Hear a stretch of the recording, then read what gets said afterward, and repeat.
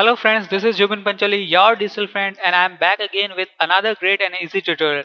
और आज हम सीखेंगे कि हम अपने पीसी को अल्टीमेट स्पीड कैसे दे पाएं। आजकल सभी यूजर्स बहुत ही अच्छे high and laptops, desktops and PC इस्तेमाल करते हैं, फिर भी उनकी शिकायत रहती है कि उनके पीसी स्लो रन करते हैं, हैंग करते हैं, भारी प्रोसेसर्स में वो हैंग हो जाते हैं। तो हम देखेंगे वो सभी प्रॉब्लम्स को कैसे एलिमिनेट किया जाए और अपने पीसी को कैसे स्मूदर एंड फास्टर बनाया जाए जो लॉन्ग टर्म में परफॉर्मेंस दे। तो देखते हैं, मैं बताऊंगा आपको 9 वेज जो कि आपको बताएंगे किस तरह से आप अपने पीसी के ऑप्शंस को, हिडन ऑप्शंस को ट्विक करके उसको अल्टीमेट स्पीड दे सकते हैं, स्मूदर बना सकते हैं। तो आइए फ्रेंड्स स्टार्ट करते हैं।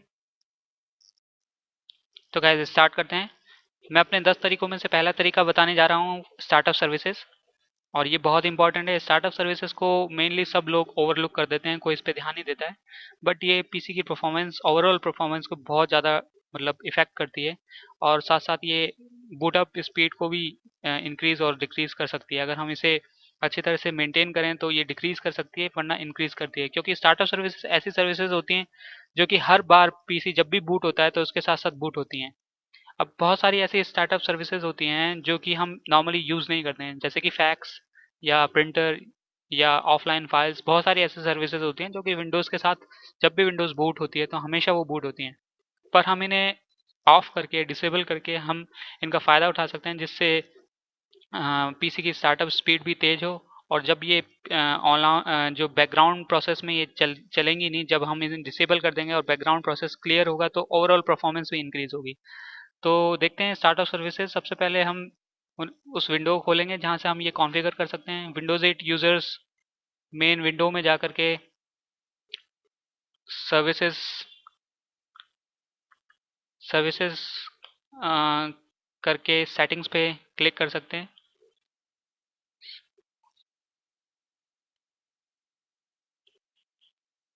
सर्विसेज पे व्यू लोकल सर्विसेज आ जाएंगी।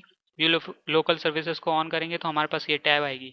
और विंडोज 7 यूजर्स रन कमांड में जाकर के सर्विसेज लिख सकते हैं, या फिर कंट्रोल पैनल में जाकर के लोकल एडमिनिस्ट्रेटिव सर्विसेज को खोलेंगे तो यही विंडो सामने आएगी। अब हम इस विंडो को स्क्रॉल डाउन करते हैं सबसे नीचे और नीचे से देखते हैं। For example Windows update service है। अब मैंने अपने विंडोज़ को पूरा अपडेट कर रखा है, ऑलरेडी अपडेटेड है। तो अब उसके बाद भी ये सर्विस अगर ऑन रहेगी तो हर बार स्टार्ट होगी, हर बार ये बैकग्राउंड में रन होती रहेगी। उससे कोई फ़ायदा नहीं है, बल्कि स्पीड स्लो ही होगी। तो हम इसे डिसेबल कर सकते हैं यहाँ से। Just click it and disable and apply. तो इससे क्या होगा कि अब ये सर्विस बंद हो गई, क्योंकि हमारी विंडोज़ ऑलरेडी अपडेटेड है। We don't need to run this service again. अगर फ्यूचर में कोई अपडेट आते हैं, हमें पता लगता है, तो हम इसे ऑन भी कर सकते हैं। और अगेन कोई दूसरा एग्जांपल लेते हैं, जैसे प्रिंट स्पूलर। अब ये सर्विस है प्रिंटर्स के लिए। नॉर्मली लैपटॉप्स या डेस्कटॉप में हम नॉर्मली प्रिंटर्स यूज़ नहीं करते। अगर कोई करता है तो उसकी स्टार्टअप सर्विसेज बेसिकली प्रेफरेंस पे डिपेंड करती हैं। इट्स योर प्रेफरेंस कि आप क्या यूज़ कर रहे हो, क्या नहीं यूज़ कर रहे हो।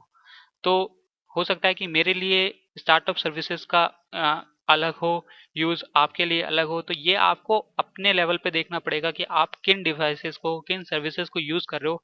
मैं बेसिक कॉमन बता सकता हूँ कि क्या क्या चीज़ें बंद करने से पीसी पे कोई बुरा इफेक्ट नहीं पड़ता है। तो जैसे प्रिंट स्पूलर को हम यहाँ से डिसेबल कर सकते हैं। अगर आप चाहें कि आपको, अगर लगे कि आप फ्यूचर में उस सर्विस को यूज़ कर सकते हैं या फ्यूचर में उस फंक्शन को यूज़ कर सकते हैं, तो आप इसे मैनुअल मोड पे भी कर सकते हैं। मैनुअल मोड का मतलब ये है कि ये एक ट्रिगर मोड पे रहेगा। जब भी आप वो सर्विस यूज़ करोगे या जब भी कोई डिवाइस आप यूज़ करोगे रिलेटेड टू दिस सर्विस, तो ट्रिगर कर देगा उसे और तब वो जाके ऑन हो जाएगी। बट अगर आपको ये कंफर्म है कि आप फ्यूचर में भी यूज़ नहीं करने वाले हैं, तो इसे भी डिसेबल करना ही बेनिफिशियल रहेगा, क्योंकि उससे वो ट्रिगर को भी ख़त्म कर देगा। तो अब यहाँ पे मैं सारी सर्विसेज तो बता नहीं सकता आपको, पर मैं डिस्क्रिप्शन में उन सर्विसेज का लॉग आपको दे दूंगा जिन सर्विसेज को नॉर्मली बंद किया जा सकता है, जिससे पीसी में कोई डिफेक्ट नहीं होगा और पीसी आराम से रन होगा और बूटअप टाइम भी डिक्रीज हो जाएगा। तो ये मेरा पहला पहला तरीका है स्टार्टअप सर्विसेज को मॉडिफाई करना।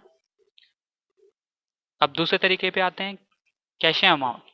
कैशे अमाउंट एक ऐसा वर्चुअल अमाउंट होता है मेमोरी का, जो कि रैम को प्रोवाइड होता है। कैशे अमाउंट का मतलब होता है कि हम रैम को एक्स्ट्रा अमाउंट दे रहे हैं कैशे के लिए, जिससे हम प्रोसेसिंग फास्ट कर सकें, या फिर अगर रैम कम पड़ जाए तो उस पोर्शन में डेटा को स्टोर करके प्रोसेसिंग करवा सकें। अब बेसिकली कैशे हम विंडोज़ हार्ड ड्राइव में बनाते हैं, जो कि ऑब्वियसली रैम से स्लो होती है। बट अगर इन केस आपकी विंडोज़ की रैम 1 या 2 जीबी है, तो हो सकता है कि कई प्रोसेस चलाने में वो भर जाए। तो विंडोज़ में एक प्रोग्राम होता है कैशे का, जो कि जो कि हार्ड डिस्क की एक स्पेस को टेम्परेरी स्पेस बना देता है, जो कि रैम की तरह परफॉर्म करता है। अगर रैम पूरी भर जाती है तो एडिशनल डेटा जो होता है उसे वहां पे भेजता है। पर अगर आपकी रैम आजकल most of the modern computer systems में सबके पास 4 या 8 जीबी रैम तो अवेलेबल होती ही है। तो, तो अगर हम उससे देखें तो इसका यूज़ हमें कुछ नहीं होगा, क्योंकि already 8 GB RAM 4 GB RAM is enough. उसमें कोई अगर ऐसा नहीं होता कि भाई इतना पूरा कोई भी ऐसा प्रोग्राम, मैक्सिमम ऐसे प्रोग्राम्स नहीं होते नॉर्मल यूज़ में कि जो 8 जीबी रैम को फुल भर दें या फिर 4 जीबी रैम को फुल भर दें। तो हम इसे मॉडिफाई कर सकते हैं कंट्रोल प्रॉपर्टीज़ में जाके, एडवांस सिस्टम सेटिंग्स, फिर सेटिंग्स, एडवांस, ये पेजिंग मेमोरी। अब पेजिंग मेमोरी को हम नो पेजिंग फाइल में सेट कर सकते हैं। इसका मतलब ये होगा कि सारी की सारी प्रोसेसिंग रैम में ही होगी, जो भी प्रोसेसिंग होगी सब रैम में होगी, क्योंकि रैम ऑब्वियसली सबसे ज़्यादा फास्टर पार्ट होता है सीपीयू के बाद। तो आपका कंप्यूटर में प्रोसेसिंग फास्ट होगी। अगर यहाँ पे बाय डिफ़ॉल्ट ऑटोमेटिकली सेट होता है और बाय डिफ़ॉल्ट सिस्टम मैनेज करता है आपकी फाइल्स को, लेकिन वो बाय डिफ़ॉल्टली कुछ ना कुछ पोर्शन बनाता ही है। अगर उस पोर्शन में कुछ भी डेटा जाएगा तो उसकी प्रोसेसिंग कम होगी, मतलब कम उसकी स्पीड कम होगी प्रोसेसिंग की, अगर कंपेयर करें रैम से। तो हम इसे नो पेजिंग पे सेट कर सकते हैं। और अगर आप चाहें कि अगर आपकी सिस्टम की रैम अभी भी कम है, अगर 1 जीबी या 2 जीबी रैम है, और अगर आप चाहें तो इसे मैनुअली भी कंट्रोल कर सकते हैं। सिस्टम मैनेज साइज में जाकर के इसका सेट कर सकते हैं आप। इसकी कस्टम साइज भी सेट कर सकते हैं। यहाँ से आपको जितना अमाउंट ऑफ डेटा, अगर आपको लगता है कि वो ज़्यादा चाहिए मेरे को स्पेस, तो आप उसे कस्टम साइज में यहाँ पे डाल के सेट कर सकते हैं। पर I leave it to no paging file, क्योंकि I have sufficient of RAM, और मोस्टली आजकल यूजर्स के पास इतनी रैम होती है। तो ये दूसरा तरीका था कैशे को मॉडिफाई करना। तीसरा तरीका है डीफ्रैगमेंट। अब डीफ्रैगमेंट भी दो तरह से काम करता है, दो कंडीशंस के लिए अलग अलग तरह से। If you have SSD installed in your system like I have, तो defragment will kill your SSD। It's really, वो आपकी SSD को डिस्ट्रॉय कर देगी। तो अगर आपके सिस्टम में SSD है तो आपको बिल्कुल डिफ्रैगमेंट तो बंद ही कर देना चाहिए। If you have hard disk in your system, mostly लोग हार्ड डिस्क ही यूज़ करते हैं, क्योंकि SSD अभी एक नया कॉन्सेप्ट है और बहुत लोगों के पास अवेलेबल नहीं होता। अगर आपके पास हार्ड डिस्क है तो डिफ्रैगमेंट जरूर करना चाहिए रेगुलर बेसिस पे। बिकॉज डिफ्रैगमेंट का मतलब क्या होता है कि अगर आप कोई प्रोग्राम इंस्टॉल करते हैं हार्ड डिस्क में, तो वो आपके डेटा को इधर उधर फैला सकता है हार्ड डिस्क में। मान लो अगर जब भी आप उस प्रोग्राम को एक्सेस करोगे तो वो आपकी हार्ड ड्राइव में सीक करेगा डेटा के लिए। तो वो डेटा को कभी किस कॉलम से उठाएगा, कभी किस कॉलम से उठाएगा। अगर वो डिफ्रैगमेंट है तो इससे सीकिंग टाइम ज़्यादा हो जाएगा और प्रोसेसिंग टाइम भी ज़्यादा हो जाएगा। इससे पीसी स्लो होगी, परफॉर्मेंस थ्रूपुट कम आएगा, और जो रिएक्शन टाइम है पीसी का बढ़ जाएगा। तो हम डिफ्रैगमेंट करके उस सभी डेटा को जो एक प्रोग्राम से रिलेटेड है, उस सभी डेटा को एक ही ब्लॉक में इकट्ठा करते हैं, जिससे कि एक्सेस टाइम कम हो जाए और जब भी प्रोग्राम को एक्सेस करे और फटाफट डेटा सारा एक्सेस हो जाए। तो हम देखते हैं माय कंप्यूटर पे जा करके राइट क्लिक करेंगे, प्रॉपर्टीज़ में जाएंगे, टूल्स, ऑप्टिमाइज एंड ड्राइव। अब यहाँ पे ये बोल रहा है needs optimisation. Because I have SSD, मुझे कोई ज़रूरत नहीं है। और जिनके पास SSD लगी हुई, इग्नोर दिस। बिकॉज SSD में का फंडा बिल्कुल हार्ड डिस्क से अलग होता है। उसमें कोई भी रोटेटिंग ड्राइव नहीं होती है, उसमें सारा चिप्स से और फ्लिप फ्लॉप से काम होता है, तो उसे ऑप्टिमाइज़ करने की बिल्कुल भी ज़रूरत नहीं है। अगर आपके पास हार्ड ड्राइव लगी हुई है तो रेगुलर बेसिस पे या तो वीकली या फिर आप कोई भी डिसाइड कर सकते हैं डे, उसे डिफ्रैगमेंट कर सकते हैं। आप थर्ड पार्टी एप्लीकेशंस भी इस्तेमाल कर सकते हैं डिफ्रैगमेंटेशन के लिए, जो कि बहुत ज़्यादा ऑप्टिमाइज होते हैं, उनमें और भी एडवांस ऑप्शंस होते हैं। तो ये तीसरा तरीका था। डिफ्रैगमेंटेशन।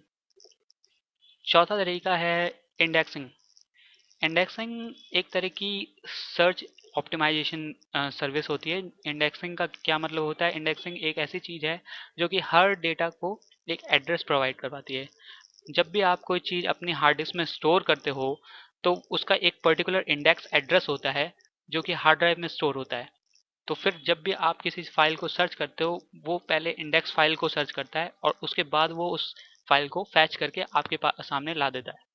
लेकिन अगर आप रेगुलरली सर्च नहीं करते हो, जैसे कि मैं नहीं करता रेगुलर बेसिस पे कंप्यूटर में कोई भी डेटा को सर्च नहीं करता, क्योंकि आई हैव नो कि मेरा डेटा कौन सी ड्राइव में है या कौन से फोल्डर में मैंने क्या डेटा रख रखा है। अगर आपको रेगुलर बेसिस पे सर्च नहीं करना है तो इंडेक्सिंग उस चीज़ को स्लो ही करेगा, मतलब आपके कंप्यूटर को स्लो करेगा। जब भी आप कोई डेटा स्टोर करोगे तो उसके लिए वो इंडेक्स क्रिएट करेगा। इससे एक सेपरेट स्पेस क्रिएट हो जाएगी जो कि डिफ्रैगमेंट भी होगी, हर तरह से उसे स्लो करेगी आपकी हार्ड डिस्क को या किसी भी तरह को। तो अगर आप रेगुलर बेसिस पे सर्च नहीं करते हैं तो आप इंडेक्सिंग सर्विस को बंद कर सकते हैं।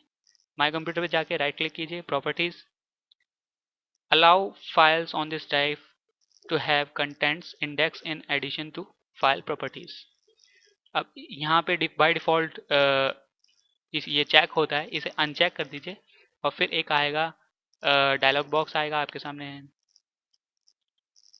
अभी नहीं आ रहा है क्योंकि I have already turn off this service. अगर आप पहले बाय डिफ़ॉल्ट ये ऑन होगा, अगर आप इसे फिर अनचेक करेंगे तो आपके पास एक डायलॉग बॉक्स आएगा, वार्निंग करे, वार्निंग दिखाएगी कुछ, तो उस पर आप इग्नोर ऑल पे क्लिक करेंगे तो फिर कुछ प्रोसेसिंग होगी, उसके बाद आपकी सारी इंडेक्सेस खत्म हो जाएंगी और फिर आपको ओके कर देना है। इसी तरह से आप सारी ड्राइव्स के लिए कर सकते हैं। ऑलराइट, तो ये चौथा तरीका था इंडेक्सिंग। पांचवा तरीका है फाइल सिस्टम पॉलिसी। ये बहुत बहुत बहुत इंपॉर्टेंट फैक्टर है जो कि आपकी पीसी की परफॉर्मेंस को बहुत इंक्रीज कर सकता है। और ये डिपेंड करता है कि आप किस तरह के सिस्टम्स को यूज़ कर रहे हो। अगर आप लैपटॉप के सिस्टम को यूज़ कर रहे हो, अगर आप ऐसे सिस्टम को यूज़ कर रहे हो जो कि जिसमें कभी भी आपकी मतलब कभी भी वो बंद हो सकता है, गारंटी नहीं है कि आपके पास पावर हमेशा अवेलेबल हो, तो इसको इग्नोर करिए क्योंकि इट कैन रूइन डेटा सिस्टम। पर अगर आपके पास गारंटी है कि आपके पास बैकअप है या कुछ है तो ये बेनिफिशियल होगा। तो हम जाएंगे सबसे पहले माई कंप्यूटर पे, open control panel, device manager, disk drives, मेरे पास एसएसडी है, पॉलिसीज। ये पॉलिसीज को हमें मॉडिफाई करना है, बाय डिफ़ॉल्ट ये टर्न ऑफ होती है। अब इसे हम चेक करेंगे, इसका मतलब क्या है। Turn off Windows write cache, buffer flushing on this device to prevent data loss, do not select this check box unless the device has a separate power supply that allows the device to flush its buffer in case of power failure. तो जैसा कि मैंने बताया आपको कि अगर आपके पास backup है तभी सर्विस को ऑन कीजिए। इस सर्विस का मतलब क्या है? इस सर्विस का मतलब यह है कि हर डेटा के लिए कैशे बफर नहीं बनाता है, तो डायरेक्ट एक्सेस करता है डेटा का, जिससे कि फास्ट एक्सेस होता है डेटा। अगर आप कोई भी हार्ड ड्राइव में से कोई भी चीज़ एक्सेस करोगे तो उसका कैशे बफर नहीं बनाएगा ये, और डायरेक्ट एक्सेस करेगा उसको। तो ये पांचवा तरीका है, इसे आप ऑन कर दीजिए। इन केस आपके पास पावर बैकअप नहीं है तो do not turn on this. मतलब इससे फाइल सिस्टम करप्ट हो सकती है और फिर विंडोज़ में प्रॉब्लम्स क्रिएट हो सकती हैं। ऑलराइट, तो ये पांचवा तरीका था। Six option, number of processors eight startup. Alright, तो हम आजकल ऐसे कंप्यूटर्स यूज़ कर रहे हैं जिनमें मल्टीपल प्रोसेसर्स हैं और हम उनका अभी भी पूरी तरह से फ़ायदा नहीं उठाते हैं, क्योंकि हमें लगता है कि जैसा कंप्यूटर हमारे पास आया है सिस्टम से या कंपनी से, वैसा का वैसा हमें यूज़ करना चाहिए। कुछ भी गड़बड़ हो सकती है, लेकिन हम बहुत सारे ऐसे ऑप्शंस होते हैं जिनको हम मॉडिफाई करके उसे और एडवांस लेवल तक ले जा सकते हैं। इसी में एक ऑप्शन है कि हम प्रोसेसर्स को मॉडिफाई कर सकते हैं अकॉर्डिंग टू आवर रिक्वायरमेंट्स, जिससे हम स्टार्टअप में फ़ायदा ले पाएँ, स्टार्टअप की स्पीड को इंक्रीज़ कर पाएँ। तो उसके लिए हमें सबसे पहले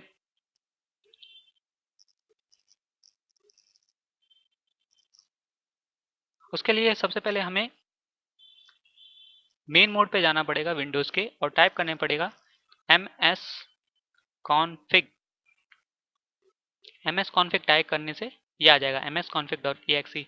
विंडोज 7 यूजर्स अपने रन कमांड के बॉक्स में ms config टाइप करेंगे और इसे ऑन करेंगे तो आपके पास सिस्टम कॉन्फ़िगरेशन का टैब ओपन हो जाएगा।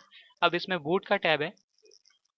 इस बूट के टैब में पहले तो जो भी वैल्यू हो आपके बाय डिफ़ॉल्ट यहाँ टाइम आउट की वैल्यू हो उससे हटा करके आपको 30 सेकेंड्स करना है। ठीक है, जो भी वैल्यू हो 1 मिनट 2 मिनट जो भी वैल्यू आपको उसको हटा करके 30 सेकेंड्स करना है। Then we go to the advance options and now number of processor. By default ये प्रोसेसर 1 होगा, यानी इसका मतलब यह है कि जब भी बूट होगा आपका पीसी वो केवल आपके प्रोसेसर जितने भी suppose you have an i5 system, यानी आपके सिस्टम में 5 कोर्स हैं अवेलेबल तो वो एक ही कोर इस्तेमाल करेगा बूट टाइम पर। तो you can modify it and go to the 4। अब ये सारे कोर्स जितने भी आपके सिस्टम में अवेलेबल हैं, अगर आपके पास i7 है तो यू गॉट 7 कोर्स। जो भी आपके पास अवेलेबल कोर्स हैं, अमाउंट ऑफ कोर्स आप मैक्सिमम पे उसे ले जाएं, यानी वो बूट होते टाइम सारे प्रोसेसर यूज़ करेगा and this can increase sorry decrease your booting time. जैसा कि ये दिख भी रहा है क्योंकि ऑब्वियसली ये देखने से ही पता लग रहा है कि कितने प्रोसेसर ये बूट टाइम पे इस्तेमाल करेगा। कई लोग मैक्सिमम मेमोरी ऑप्शन को भी चेक करते हैं बट ये कॉन्ट्रडिक्शनल है क्योंकि बहुत लोगों का मानना है कि ये पीसी की परफॉर्मेंस को और बुरी करती है और कुछ लोग कहते हैं कि ये पीसी की परफॉर्मेंस को अच्छी करती है बूटअप में। But it's contradictional, so I would prefer कि इसको ऐसा का ऐसा छोड़ दिया जाए। केवल नंबर ऑफ प्रोसेसर्स को चेंज करके हम मॉडिफाई कर सकते हैं। तो this is the sixth way, number of processors. Guys एक तरीका जो मैं और बताने वाला था that is registry editing, but वो तरीका अपने आप में इतना वास्ट है कि मैं इन सब तरीकों में उसको नहीं बता सकता। तो मैं अभी के लिए केवल 9 तरीके बताऊंगा और रजिस्ट्री एडिटिंग का एक सेपरेट ट्यूटोरियल बनाऊंगा क्योंकि registry is very important to the computer. वो सारे प्रोसेसर सारे सर्विसेज को कंट्रोल करती है और अगर कुछ भी गलत जरा सी भी रजिस्ट्री एडिटिंग हुई तो उसमें कुछ बहुत ही बुरे मतलब लॉसेस हो सकते हैं, हमारे को डेटा करप्ट हो सकता है, इवन पीसी भी करप्ट हो सकता है पूरा का पूरा और सिस्टम ऑन नहीं हो, इसकी भी नौबत आ सकती है। तो इट्स बेटर कि उसके लिए हम सेपरेट ट्यूटोरियल करें और ढंग से उसको समझें, तभी उसका फ़ायदा उठा सकते हैं। तो अभी के लिए मैं केवल 9 ही वेज बताऊंगा जिसमें से मैं आपको टोटल 7 तो बता ही चुका हूँ और 2 और बताने हैं मुझे आपको, सॉरी 6 बता चुका हूँ और 3 और बताने। अब अगले तरीके के लिए जो भी हम एडिटिंग कर सकते थे पीसी में, जो भी हम बिना किसी चीज़ के मॉडिफाई कर सकते हैं वो हम सब कर चुके हैं, केवल एक रजिस्ट्री एडिटिंग बची है जो कि हम अलग से करने वाले हैं। बाकी अब मैं आपको 7th वे बताऊंगा, उसके लिए मैं आपको एक सॉफ्टवेयर रेकमेंड करूंगा। जो भी लोग ज़्यादा डीप में नहीं जाना चाहते या जो भी लोग ये सोचते हैं कि भाई हमें ज़्यादा कंप्यूटर की नॉलेज नहीं है, आई would prefer they use tune-up utilities. बहुत सारे यूज़र्स इसे यूज़ कर रहे हैं और बहुत सारे जो नहीं कर रहे हैं, आई वुड प्रेफर कि एक बार चेक कीजिए, इसका फ्री वर्जन अवेलेबल है, ट्रायल वर्जन। देन आफ्टर अगर आपको लगे कि ये कुछ फ़ायदा दे रहा है तो you can also purchase it. But I would say कि ये बेस्ट सॉफ्टवेयर है जो कि पीसी को सब तरह से अच्छा मेंटेन करके रखता है। इसमें डीफ्रेगमेंटेशन के एडवांस ऑप्शंस हैं, इसमें सर्विस रजिस्ट्री ट्यूनअप्स के ऑप्शंस अवेलेबल हैं, बहुत ही इजी वे में समझाया हुआ है। एंड आप जस्ट फर्स्ट जब इंस्टॉल करेंगे देन इंस्टॉलेशन के बाद एक एनालाइज विंडो ओपन होगी जिसमें आप एनालाइज पे क्लिक करके पूरे कंप्यूटर के परफॉर्मेंस को एनालाइज कर सकते हैं। देन आफ्टर जो भी वो प्रॉब्लम्स बताएगा उसे फिक्स कर सकते हैं। तो आई वुड रिकमेंड कि आप उस सॉफ्टवेयर को यूज़ करके गूगल पे सर्च कर सकते हैं, आराम से वो अवेलेबल हो जाएगा। आपको ट्रायल वर्जन यूज़ कीजिए और अगर आपको लगे कि वो बेनिफिशियल है तो आप उसे परचेज भी कर सकते हैं। और तो ये मेरा 7th तरीका था ट्यूनअप यूटिलिटीज़।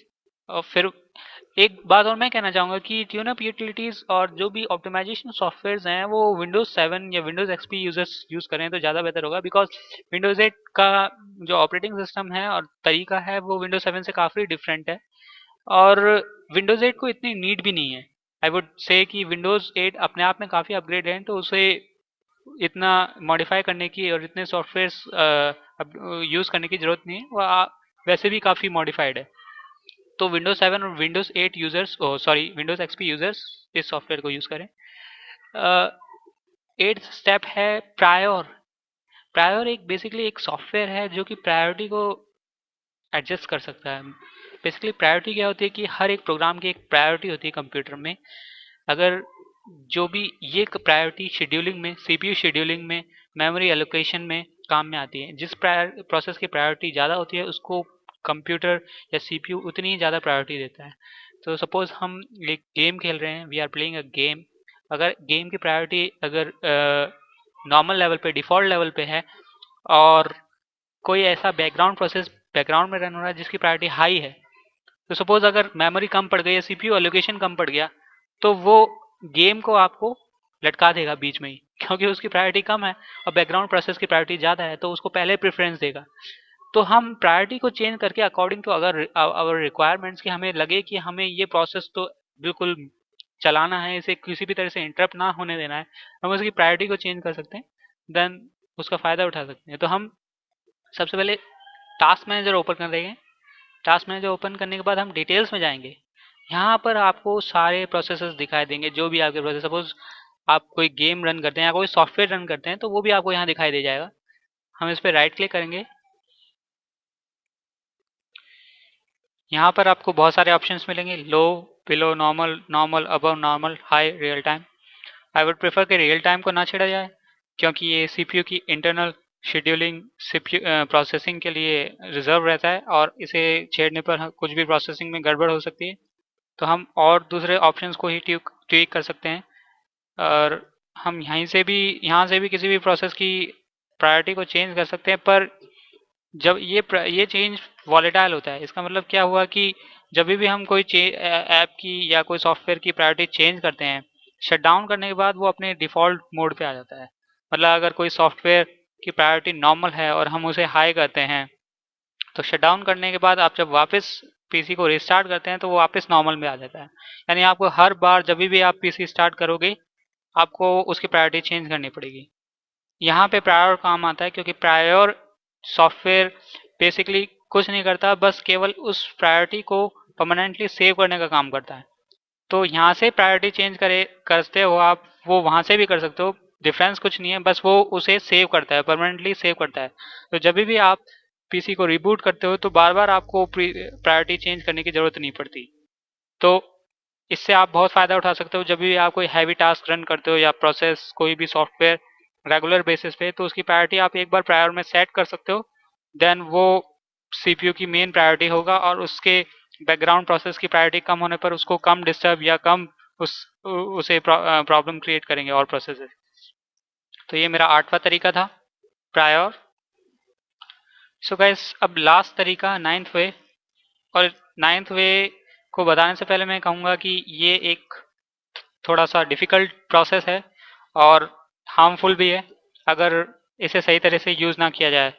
और इसके लिए पहले काफ़ी रिसर्च करनी पड़ती है, क्योंकि it can harm your computer permanently. आपको डैमेज कर सकता है ये कंप्यूटर को, हार्डवेयर को। तो आप अपने लेवल पे अच्छी तरह सर्च करें अगर आप ये प्रोसेस करें तो। और इसकी जिम्मेदारी मैं नहीं लूँगा अगर कोई भी चीज़ गलत हुई तो। मेरा मेरा काम है केवल आपको इन्फॉर्मेशन देना। 9th तरीका है ओवरक्लॉकिंग। आप अपने कंप्यूटर हार्डवेयर को, सीपीयू को और अपने ग्राफिक कार्ड को ओवरक्लॉक कर सकते हैं और उसकी सीपीयू बस रेट को बढ़ा करके उसे फास्ट प्रोसेसिंग के लिए फोर्स कर सकते हैं। अलग अलग यूज़र्स और अलग अलग सॉफ्टवेयर्स के लिए, अलग अलग ग्राफिक कार्ड के लिए, अलग अलग सीपीयूज़ के लिए इसकी डिमांड अलग अलग होती है। रिवर ट्यूनर एक बहुत ही अच्छा सॉफ्टवेयर है जो ओवरक्लॉकिंग के लिए काफ़ी दिनों से यूज़ होता आ रहा है और एनवीडिया और एटीआई यूज़र्स बोथ इसे यूज़ कर सकते हैं, दोनों के लिए ये सपोर्टेबल है। एनवीडिया के लिए ज़्यादा है और इसमें बहुत सारे ऑप्शंस हैं जैसे clock rate, core rate, shader rate, memory clock, और इन्हें आप ट्विक करके परफॉर्मेंस को गेन और ज़्यादा कर सकते हो। आई वुड प्रेफर कि लैपटॉप यूज़र्स ना करें, क्योंकि उसमें कूलिंग ऑप्शंस कम होते हैं। एक छोटा सा फ़ैन होता है, ओवर हीटिंग की वजह से आपका सीपीयू जल सकता है, बर्स्ट हो सकता है। और अगर डेस्कटॉप यूजर्स इसे करते हैं तो वो एक्स्ट्रा कूलिंग फैंस आते हैं मार्केट में, CPU मास्टर या अलग अलग कंपनीज के अवेलेबल होते हैं फैंस, उनका प्रयोग करें। या फिर अगर आपको और अल्टीमेट प्रोसेसिंग चाहिए तो आप वाटर कूल्ड CPU ओवरक्लॉकिंग, जो कि ब्लॉग मिल जाएंगे आपको गूगल पे, वो भी यूज़ कर सकते हैं। AMD यूजर्स के लिए AMD का कंपनी का बनाया हुआ है AMD ओवरड्राइव।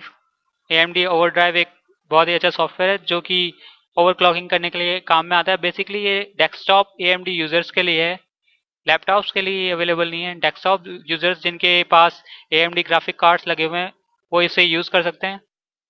इंटेल यूजर्स के लिए इंटेल का ही एक सॉफ्टवेयर आता है, इंटेल डेस्कटॉप कंट्रोल सेंटर, उससे वो ओवरक्लॉक कर सकते हैं। तीन यही सबसे बड़ी कंपनियां हैं, इंटेल और AMD एंड एनवीडिया। बाकी और भी आपको इस पे आसूस का भी मिल जाएगा और सब तरह के मिल जाएंगे आपको। बेसिकली ये एक ब्लॉग है किसी के टेक रडार पे, जो आप सर्च करके और फॉलो कर सकते हैं। आपको यहाँ पूरी इन्फॉर्मेशन मिल जाएगी ओवरक्लॉकिंग की, सभी तरह के मदरबोर्ड्स के और सभी तरह के ग्राफिक कार्ड एंड CPUs के बारे में। पर आप इसे अच्छी तरह से रिसर्च करें अपने लेवल पे कि किस तरह की इसमें नीड होगी। और आई वुड प्रेफर कि लैपटॉप यूजर्स सोचें, क्योंकि ओवर हीटिंग की वजह से कुछ ना कुछ प्रॉब्लम हो सकती है आपके लैपटॉप में, बंद हो सकता है, वो बार बार हो सकता है। आप अगर उसे ओवरक्लॉक कर दें, अगर वो रन भी हो तो वो बंद हो सकता है ओवर हीटिंग की वजह से। तो इसका ध्यान रखें और डेस्कटॉप यूजर्स एक्स्ट्रा फैंस या कूलिंग सिस्टम्स का इस्तेमाल करें।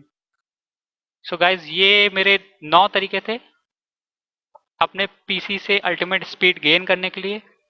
और जैसा कि मैंने आपको कहा था, एक तरीका जो रजिस्ट्री एडिटिंग का है वो मैं उसका ट्यूटोरियल अलग से करूंगा, जिसमें सारी रजिस्ट्रीज जो जो इफेक्ट होती हैं, जो जो PC को इफेक्ट कर सकती है उसकी स्पीड को, वो अलग से ट्यूटोरियल होगा। So guys, thank you for watching again and hope you like the tutorial and subscribe me for more easy and great tutorials. Thank you. Peace.